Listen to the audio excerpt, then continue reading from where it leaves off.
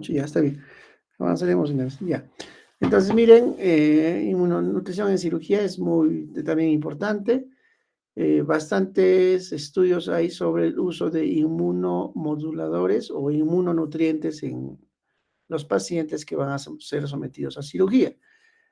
Estos inmunomoduladores o inmunonutrientes se dan en el prequirúrgico, se da en el postquirúrgico o en el, o sea, o finalmente lo que llamamos en el perioperatorio, que incluye pues el pre y el post. Dependiendo del tipo de cirugía, van a recibir inmunonutrición. ¿Qué dice la sociedad de SPEN y ASPEN? ¿No? Ahí también hay ciertas divergencias, ¿no? Pero consensuan que mientras la cirugía sea más invasiva y sea una cirugía mayor, ¿no? Como en los pacientes oncológicos, por ejemplo, cuando hacen gastrostomías radicales o derivaciones videodigestivas, recomiendan la inmunonutrición en el preoperatorio, por lo menos 5 a 7 días antes, y continuar la inmunonutrición en el posoperatorio por lo menos 5 a 7 días, ¿ya? Entonces, miren, ¿cuáles son los objetivos de la inmunonutrición? Vamos a poner puntero. ¿Se ve el puntero, doctora Anel? Ya, está bien, gracias. Entonces, los objetivos de la nutrición, de la inmunonutrición en este caso, es pues aportar los requerimientos nutricionales y metabólicos. Miren, respuesta o modular respuesta inflamatoria, ¿no? Sabemos que muchos de los inmunonutrientes van a disminuir la respuesta inflamatoria, sobre todo en los pacientes, ¿no? Con cierta sepsis, ¿no? ¿Por qué? Porque en la sepsis ya severa no se recomienda usar inmunonutrientes por el cuadro de inflamación severa. Interviene mucho en los mecanismos de defensa, ¿no? Por ejemplo, la glutamina es un combustible del enterocito y el enterocito se protege justamente con la glutamina, ¿no? Entonces, y el enterocito se hace más fuerte a todo tipo de agresión cuando utiliza la glutamina como combustible, ¿no? Entonces, tiene un mecanismo de mejorar los mecanismos de defensa, la inmunonutrición, y acelera la recuperación de este tipo de pacientes quirúrgicos, ¿no? Ya ha demostrado, hay muchos estudios, ¿no? Hay metaanálisis y estudios donde disminuye mortalidad, ¿no? En pacientes quirúrgicos, disminuye días de ventilación en pacientes en UCI, disminuye mortalidad, ¿no? En general de los hospitalizados, etcétera, etcétera, etcétera, ¿no? Entonces, ¿qué inmunonutrientes tenemos? Miren la arginina, que ya hemos hecho más, hemos mencionado en clases anteriores, ¿no? Mm, Glutamina, ¿no? Bastante usado a nivel del tracto gastrointestinal, antioxidantes, vitamina A, C, B y E. Hoy en día bastante se ha estudiado la vitamina C, ¿no? Endovenoso. Hay estudios de vitamina C que disminuyen mortalidad en pacientes con sepsis, etcétera, ¿no? Los famosos ácidos grasos omega 3 que son antiinflamatorios, ¿no? Los nucleótidos, que son las bases de los ácidos nucleicos, y oligoelementos como el selenio, cobre, zinc y magnesio, que son muy importantes. Por ejemplo, el selenio evita las reacciones de oxidorreducción y evita la liberación de radicales libres. Esos radicales libres son, ustedes saben, muy perjudiciales para las células, ¿no? Y la fibra, ¿no? Hay dos tipos de fibra, la soluble y la insoluble, que vamos a ver. Entonces, todas estas moléculas que hemos mencionado son inmunonutrientes, ¿no? Las dosis de cada uno de ellos vamos a ver dependiendo de la patología, dependiendo mucho del tipo de paciente. Existen las dosis de acuerdo al contexto clínico, ¿no? Por ejemplo, la arginina, como sabemos, es un aminoácido semiesencial, pero se vuelve esencial en situaciones de hipermetabolismo y sepsis, ¿no? Cuando el paciente está en una situación de hipermetabolismo, por ejemplo, un paciente gran quemado y séptico, la arginina se vuelve un aminoácido esencial, ¿no? Porque empieza a consumir y es necesaria para la síntesis de colágeno en la cicatrización de heridas, ¿no? Bastante importante para la cicatrización de heridas, por eso se usa bastante en pacientes operados, ¿no? Les dan módulos de arginina para que ¿no? Las heridas puedan cicatrizar de mejor manera, ¿no? A la par se tiene que manejar todas las comorbilidades y los antibióticos, ¿no? Y complementar pues con estos inmunonutrientes. Estimula la producción de óxido nítrico, miren, el óxido nítrico, como sabemos, es vasodilatador, favorece la fagocitosis y mejora la respuesta inmunitaria, ¿no? El óxido nítrico, ¿no? Y quien estimula la producción de óxido nítrico es la arginina, ¿ya? Miren, hay muchos estudios de arginina, uno de los primeros estudios, ¿no? Se estudió en pacientes tras cirugía mayor programada. ¿Cuánto usaron en este estudio? 30 gramos al día de arginina, ¿no? 30 gramos al día, lo vamos a poner acá, vamos a subrayar, marcador, ¿no? Miren, acá usaron 30 gramos de arginina por día. Pluma, ¿no? 30 gramos de arginina por día, ¿no? En este tipo de pacientes tras una cirugía mayor, ¿no? En cirugía mayor se refieren pues, a cirugías tipo gasectomía, derivaciones pancreáticas, posoperados de un volvo de sigmo, son, digamos, cirugías mayores, ¿no? Y compararon, pues, el uso de arginina con 30 gramos por día, ¿no? Dice que mejoró o produjo una recuperación más rápida de la función de los linfocitos T, ¿no? Otros trabajos comparan la respuesta en pacientes críticos, ya también, 20 de ellos con una fórmula entera enriquecida con arginina, ¿no? Y versus otros 17 pacientes con dieta estándar, ¿no? Compararon unos dieta estándar versus dieta enriquecida con arginina. La estándar significa que es casi, como les he mencionado, ¿no? Pues una dieta normoproteica, normocalórica, isosmolar, ¿no? Estándar, digamos. Y lo compararon con otra dieta, pero que similar a esa estándar, pero con, enriquecida con arginina, ¿no? En este caso no se observaron diferencias clínicas, aunque se demostró que era bien absorbida la arginina y que se metabolizaba fundamentalmente a ornitina, ¿no? En los pacientes críticos no se observaron diferencias clínicas, pero sí en pacientes programados para cirugía mayor, ¿no? La recuperación fue más rápida de los linfocitos T y por lo tanto la recuperación del paciente en general fue más rápida, ¿no? Ahora, ¿qué dosis hay que usar? Por ejemplo, el otro estudio era, como mencionaba, 30 gramos por día, ¿no? Hay presentaciones de arginina donde tienen 5 gramos, 10 gramos de arginina. Entonces, si por ejemplo algunos suplementos tienen 10 gramos de arginina, entonces en total serían como 3 sobres de arginina, porque más o menos se usan 30 gramos por día. Entonces, esto en este estudio de cirugía mayor programada, ¿no? Y respecto a la dosis que se debe utilizar, hay que recordar que en la dieta normal de países desarrollados, ¿no? El 5.4% de la proteína ingerida a partir de los alimentos es arginina, ¿no? Una parte de la proteína ya ingerida en general, pero en países desarrollados, el 5.4% de toda la proteína ingerida ya es arginina, ¿no?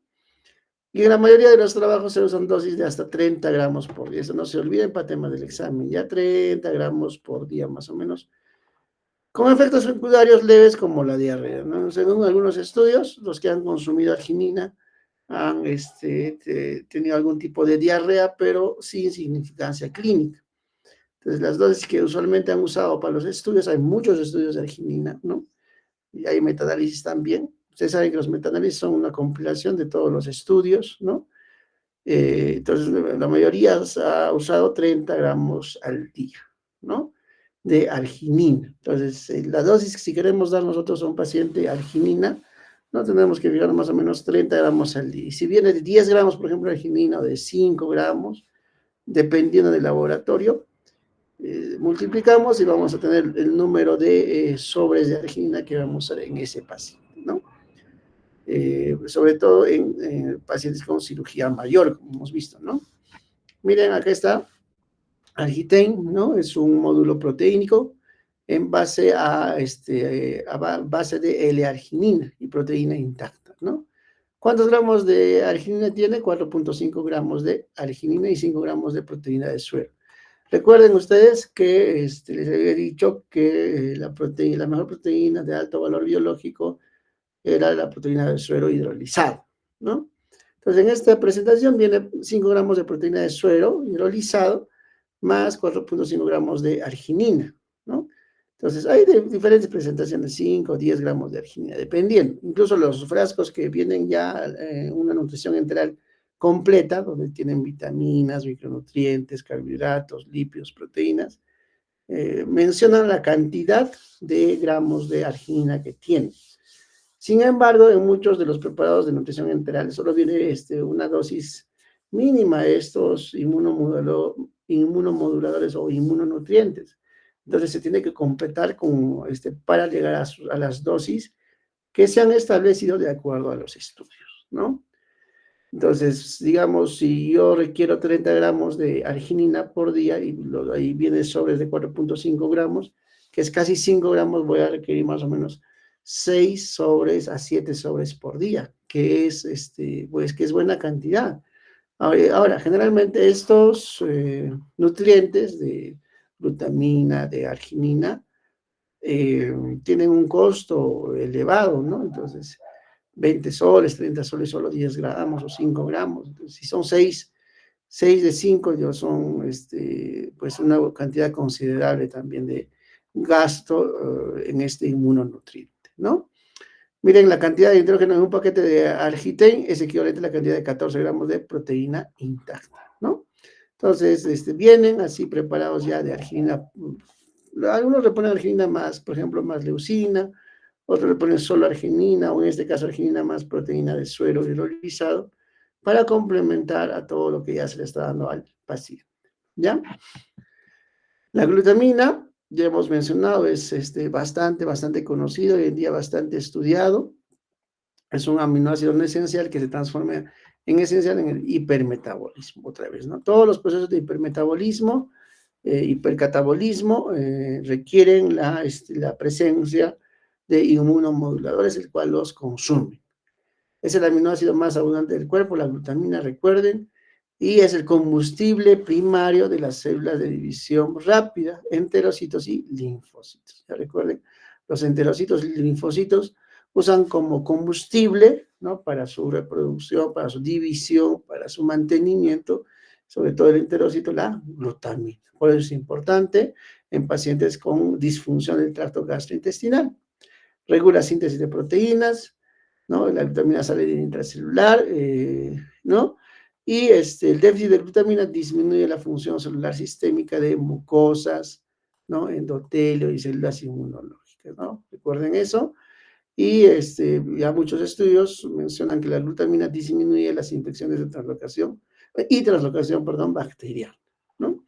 Recuerden que la pared intestinal es una barrera, ¿no? La barrera intestinal, ¿no? Y recuerden que el tracto gastrointestinal es como un tubo, es un tubo prácticamente, y dentro de ese tubo, dentro de ese lumen hay bacterias, ¿no? Cuando hay procesos sépticos, procesos hipercatabólicos de enfermedad, o posoperados de cirugía mayor, ¿no? Hacen pues el tracto gastrointestinal, las paredes en edema, hay mayor translocación bacteriana del intralumen a la sangre, ¿no? Entonces la glutamina justamente va a disminuir las infecciones y va a disminuir la translocación bacteriana en ese tracto gastrointestinal ya dañado, ¿no? Y mejora también el balance nitrogenado, ¿no? Bueno, hay estudios también del uso de glutamina endovenosa a la par con la nutrición parenteral, ¿no? Dice que se ha asociado a un mantenimiento bueno de la estructura gastrointestinal, ¿no? Y a una menor permeabilidad de la barrera intestinal, ¿no? Entonces, protege la barrera intestinal. La glutamina, miren, hay muchos estudios, se preguntan cómo se usa pues, la glutamina, vía endovenosa, vía oral. No hay muchos estudios donde comparen endovenoso versus vía oral. Uno lo puede usar indistintamente por vía oral, si es que el paciente tolera, o por vía del tracto gastrointestinal, o por vía endovenosa también. Si recibe el paciente NPT y está con falla intestinal, se puede dar ampollas de glutamina por vía endovenosa. ¿Ya? Entonces, miren, Es muy importante la glutamina porque justamente disminuye la permeabilidad de la barrera intestinal, evita la translocación bacteriana. Y cuando existe la translocación bacteriana, justamente aquellos pacientes con síndrome de disfunción multiorgánica o en el enfermo crítico, por ejemplo, hacen pues edema de pared y aumento de la translocación bacteriana. Y en ahí estaría pues asociada a un buen pronóstico el uso de glutamina, tanto por vía del tracto gastrointestinal o como por vía endovenosa, ¿no? Indistintamente.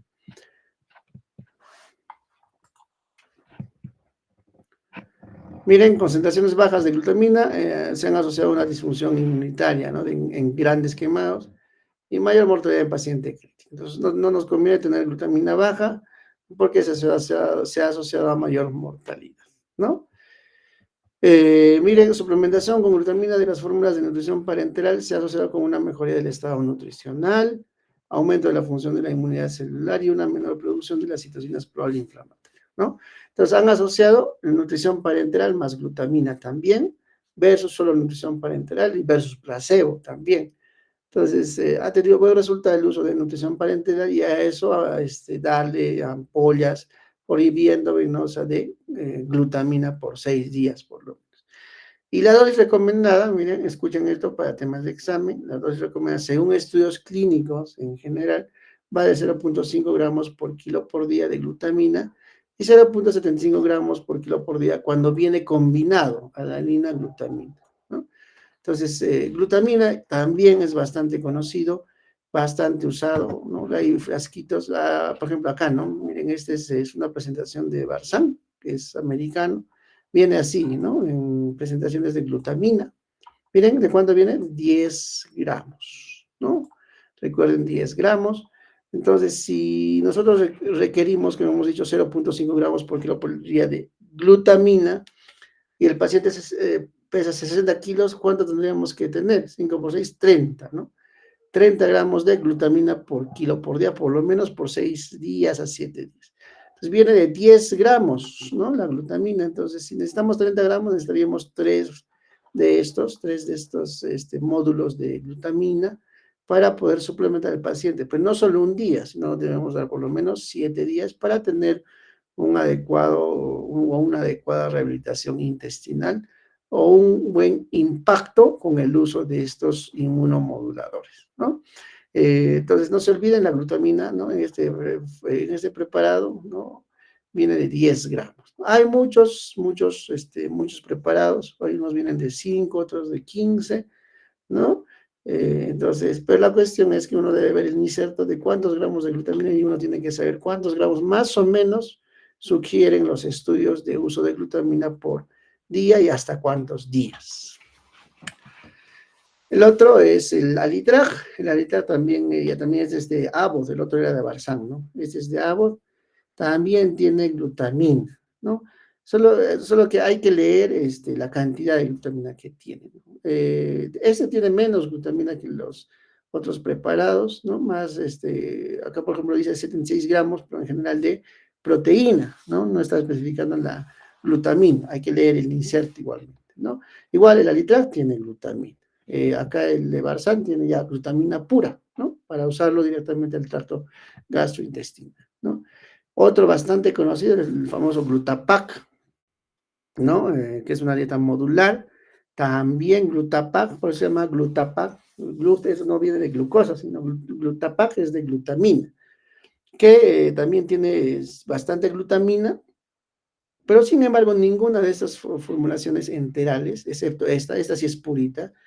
En cambio, el alitraj y estas glutapac ya tienen todo, tienen carbohidratos, tienen dextrosa, tienen proteínas, ¿no? Y a la par tienen glutamina, está mezclado, ¿no? Entonces, estos, si bien es cierto, no van a llegar muchas veces solo con un frasco, con uno de los sobres, a su requerimiento de glutamina diario. Tienen que ser varios, ¿no? Como tiene menos, no es como este que está ya concentrado pura glutamina, ¿no? Acá en el alitraj y en el glutapac están adicionados la glutamina, ¿no? Y no es mucho, la verdad, lo que ponen la glutamina en estos nutrientes especiales.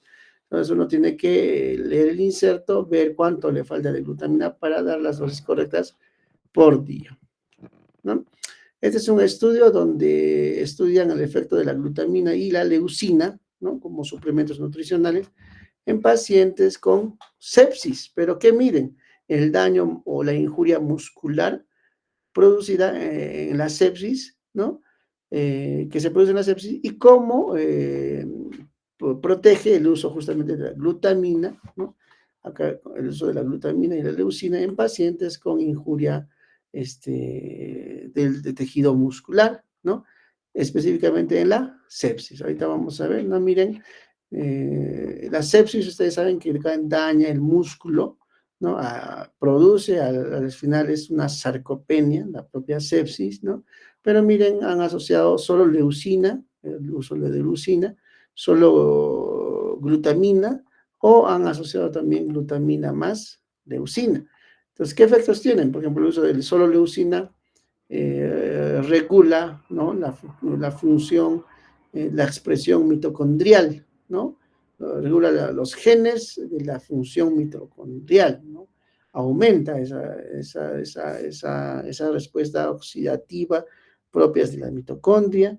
Por ejemplo, la glutamina sola aumenta la actividad de los macrófagos tipo M2, ¿no? O sea, que de alguna manera va a potenciar el sistema inmunitario.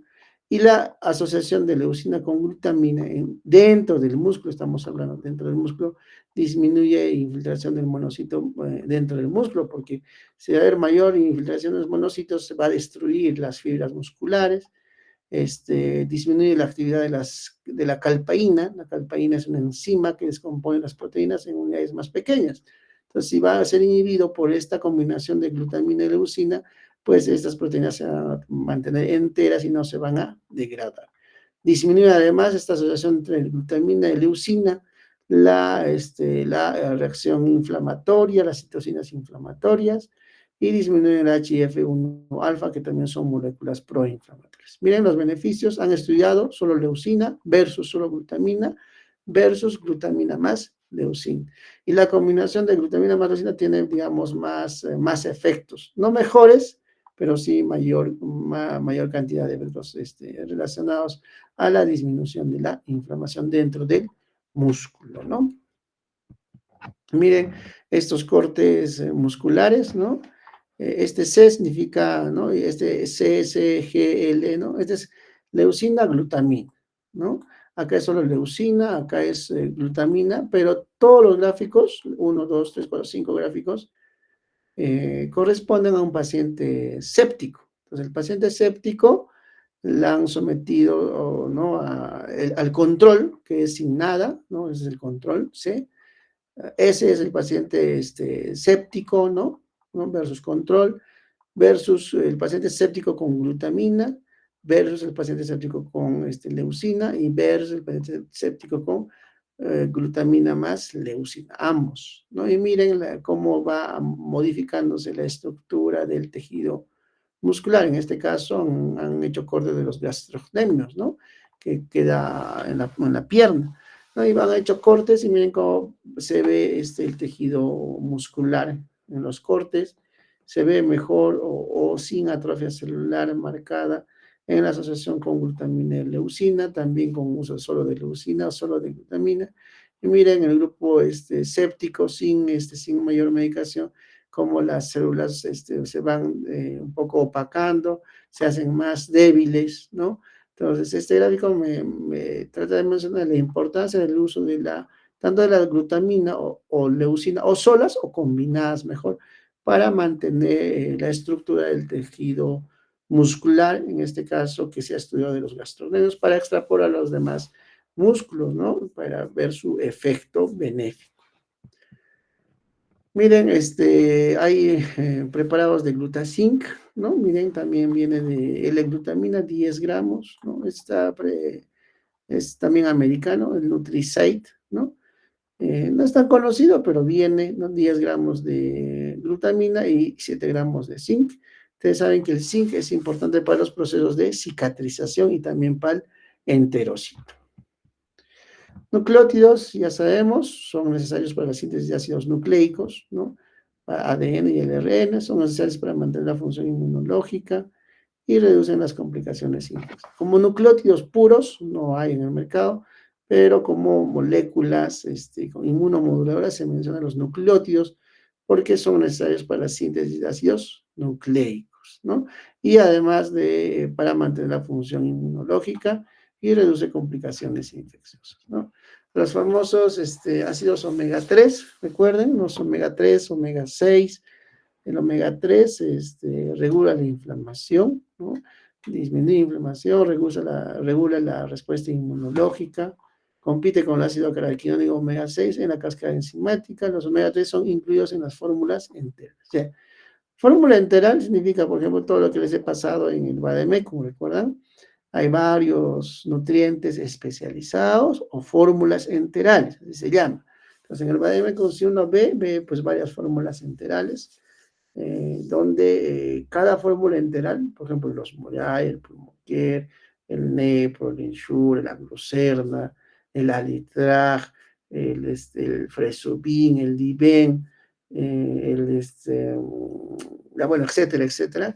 Cada uno tiene su composición definida. Por eso es que la ventaja del uso de las fórmulas enterales versus las fórmulas artesanales. Recuerden que una ventaja de las fórmulas enterales especiales eran que tenían una composición definida. Uno podía saber cuánto de osmolaridad tenía, cuánto de proteínas, cuánto de carbohidratos, etcétera, etcétera, de las fórmulas especiales. En cambio, las fórmulas artesanales, fórmulas hospitalarias, si bien es cierto, uno puede tener una tendencia o un cierto valor de proteínas, carbohidratos, lípidos, pero no es tan exacto como las fórmulas enterales. Entonces, normalmente estos ácidos grasos omega 3 se incluye dentro de las fórmulas enterales, ¿no? Entonces se incluye, y entonces ahí en el inserto, en la parte de atrás van a ver cuánto de omega 3 y en base a qué se ha obtenido estos inmunonutrientes, ¿no? Miren, recuerden el omega 6, ¿no? El omega 6, el omega 9 y el omega 3, ¿no? Omega 6, omega 9, omega 3, miren cómo se sufre su proceso metabólico. El omega 6, que es el ácido alfa-linoleico, se convierte, ¿no?, en el ácido docosa tetraenoico, ¿no? Los omegas 9, ¿no?, también se metabolizan. En el omega 3, cómo se va metabolizando finalmente ácido icosa pentanoico, ¿no es cierto? El ácido icosa pentanoico. Entonces son todos los omegas, depende de los omega 3 porque tienen su efecto antiinflamatorio, ¿no? Miren las dosis recomendadas en lactantes, ¿no? Lactantes, ¿ah? Se tiene que consumir omega 3, niños de corta edad, niños, adolescentes, adultos y embarazo y lactancia. No se deja de lado el consumo de estos inmunonutrientes, ¿no? Miren las dosis de DHA y el EPA, que son los más comunes, ¿no? De los omega 3. DHA significa ácido de icosa, ¿no? Docosa, ¿no? Pentanoico, y el EPA ácido icosa pentanoico, ¿no? Icosa pentanoico es docosa pentanoico, es DHA o EPA también, ¿no? Entonces, por sus siglas nomás, ¿no? Entonces, miren las dosis, ¿no? De lactantes de 100 miligramos por día, niños de corta edad igual 100 miligramos por día, ya niños un poco más grandes 250 miligramos por día, tanto de EPA como de DHA, ¿no? Igual EPA más DHA, 250 en adolescentes, en adultos, 250 miligramos por día, ¿no? Entonces, necesitamos esa cantidad de omegas, y en embarazo y lactancia aumenta todavía, tenemos que aumentar más 100 o 200 miligramos adicionales a lo que requiere el basal de el ácido docosa pentanoico, ¿no? O llamado DHA también, ¿no? Entonces ahí están las dosis, se puede usar desde lactantes incluso hasta los adultos, incluso las embarazadas, ¿no? Y muchas personas ya también tienen cierto grado de déficit de estos inmunonutrientes, ¿no? Entonces, si son sometidos muchos de ellos a cirugías u a otros procesos infecciosos, pues los niveles de estos inmunonutrientes propios de cada paciente o de cada persona van a estar más disminuidos de lo normal, ¿no? Ahí está, miren, este famoso fish oil, ¿no? Entonces, que viene como en cápsulas o en tabletitas, gomitas, tipo gomitas, ¿no? No son gomas, sino tipo cápsulas que no tienen también ese material tipo plástico, ¿no? Son unas capsulitas, ¿no? El fish oil que viene de 1000 miligramos, ¿no? Entonces, y viene 300 miligramos, miren, 300 miligramos de omega 3. ¿Cuánta es la dosis, no? A ver, por ejemplo, en un adulto, más o menos 250 miligramos por día. Y ese tiene 300 miligramos por cada preparado de omega 3. Entonces, sí, vamos a estar dentro del rango. Y lógicamente no todo tampoco se absorbe. Siempre una parte se excreta y una parte se absorbe. Por eso es que las dosis en esos preparados es un poquito mayor, ¿no? Por todo el proceso metabólico que sufre dentro del tracto gastrointestinal. ¿Ya? Los micronutrientes con actividad antioxidante, recuerden, y que es pregunta de examen, siempre preguntan el selenio, que tiene un efecto de reducción de los sistemas de óxido-reducción, tiene una actividad antioxidante. El zinc también, ¿no? Aunque tiene un poder bastante usado para la cicatrización de heridas. Vitamina E, vitamina C, ¿no? También tiene efecto antioxidante. En la pandemia me acuerdo que se usa bastante ampollas de vitamina C, porque justamente era pues, o justamente tenía un efecto antioxidante, ¿no? Pero no estaba del todo claro su efecto, su asociación con la mejoría en pacientes con COVID-19. Pero sin embargo se menciona como micronutrientes con actividad antioxidante, la vitamina A, la vitamina C, no se olviden, ¿no? Regula las funciones enzimáticas metabólicas, el déficit produce, ¿no? De estos micronutrientes con actividad antioxidante, produce alteraciones inmunológicas, son muy frecuentes con el déficit de estos, y retraso en la cicatrización, sobre todo de cuando hay un déficit del zinc. ¿Ya? Fibra, ¿no? No se olvide de la fibra. Acá nos vamos a un gráfico. Miren, hay dos tipos de fibra. Recuerden, hay una fibra soluble acá. ¿Se ve el subrayado, doctora Anel? ¿O alguien me podría confirmar? Allá, gracias. Entonces, la fibra soluble y la fibra insoluble. ¿No? Recuerden, ¿no? La fibra soluble se fermenta de manera total en el colon, no se fermenta, ¿no? En cambio, la fibra insoluble, hay una fermentación parcial en el colon, ¿no? Dentro de esta fibra insoluble tenemos la celulosa, ¿no? Que forma parte de la estructura del tejido de las células vegetales, la lignina, ¿no? Que son fibra insoluble, hemicelulosa también tiene una parte soluble e insoluble, ¿no? Acá en la fibra soluble tenemos gomas, pectinas, ¿no? La inulina, ¿no? Viene de la yuca, el almidón resistente, mucílagos, etcétera, que son fibras solubles, ¿no? Entonces debemos saber que hay dos tipos de fibras, soluble e insoluble, ¿no? La fibra fermentable o soluble y la fibra insoluble, de qué alimentos vienen, ¿no? La fibra insoluble, trigo, arroz, verduras, aguacate, legumbres, frutos secos, semillas, ¿no? Fibra insoluble. Fibra fermentable o soluble de la avena, bastante consumida la avena, cebada, cebolla, alcachofas, legumbres, ¿no? Distintamente tienen tanto fibras soluble como insoluble, ¿no? Entonces, miren, la clasificación, no se olviden, ¿no? La soluble se fermenta de manera total en el colon, por eso ayuda a mejorar un poco el bolo alimenticio, las deposiciones, y la fibra insoluble se fermenta de manera parcial, ¿ya? Entonces, la fibra son dos tipos, tanto soluble como insoluble. La insoluble incrementa, la insoluble incrementa el bolo fecal, recuerden eso, ¿ya? Favorece el tránsito intestinal. La fibra soluble o fermentable produce los ácidos grasos de cadena corta en la luz intestinal, recuerde. Y la asociación de ambas fibras, tanto de la fibra soluble como la fibra insoluble, mantienen la función del tubo digestivo y de la barrera intestinal. Entonces, no solo la fibra mantiene la barrera intestinal, sino hemos mencionado la glutamina también mantiene la barrera intestinal y la arginina también. Dentro de la arginina y la glutamina más usar la glutamina, Hay presentaciones de glutamina por vía endovenosa, por vía oral también, como les he mencionado, esos sachetcitos, solo que cada sachet no tiene la cantidad suficiente para alimentarlo por día de glutamina, sino que tendríamos que comprar 3 o 4 de esos paquetitos de glutamina para poder dar un tratamiento adecuado, por lo menos por 5, 6 o 7 días a un paciente, ¿no? Entonces no se olviden de la fibra soluble e insoluble, ¿no? ¿Está? Miren, también hay otro preparado, este es de Barzán, americano, viendo cómo viene fibra soluble, ¿no? De Fibercel se llama, Fibercel, ¿no? Entonces uno puede usar indistintamente la fibra que uno desea, ¿no? Uno va viendo los componentes y vamos viendo cuál nos conviene y cuál no nos conviene, ¿no? Entonces, en este caso, el Fibercel tiene es un módulo de fibra, ¿no? Así como hay módulos de proteicos, módulo calórico, etcétera, y módulos de fibra, y en este caso el Fibercel es bastante consumido también, ¿ya?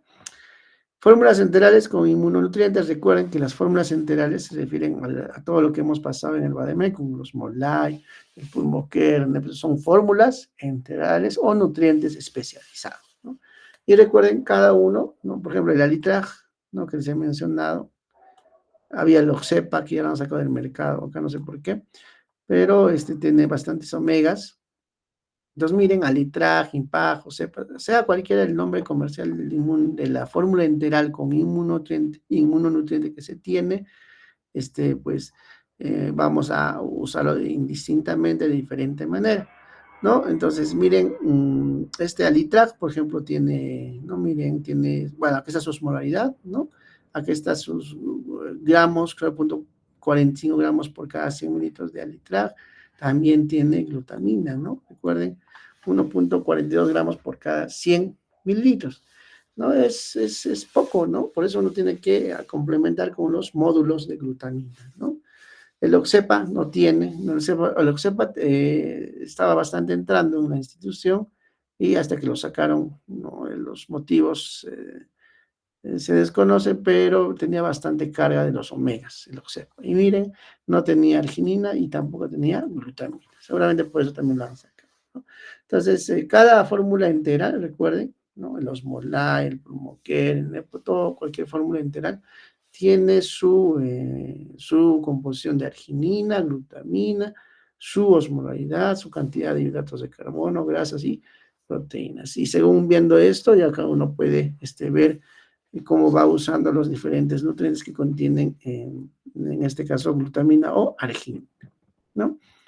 Acá son composición de las fórmulas comerciales completas de nutrición enteral con componentes inmunoactivos no comercializados en España, ¿no? No todos hay, ¿no? En otro artículo de España, ahí miren, varios nombres comerciales, no es necesario que se lo sepan. Ahí están por ejemplo, en Abbott, ¿no? Tiene sus propios fórmulas comerciales, sus fresenios también. Entonces, indistintamente cada uno tiene sus nombres de marca para poder dispensar todos esos inmunomoduladores o inmunonutrientes, ¿no?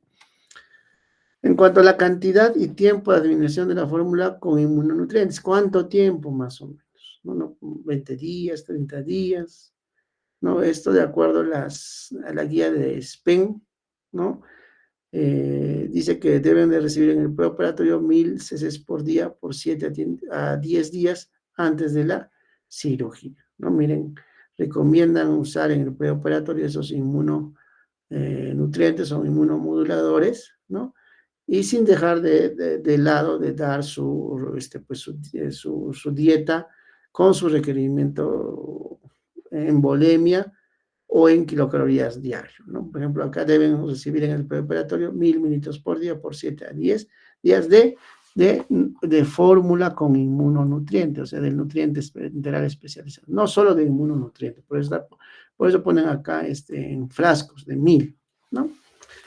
Y es preferible que reciban antes de la hospitalización y continuar en el postoperatorio. En general, se recomienda en el perioperatorio. El perioperatorio incluye el pre y el post, ¿no?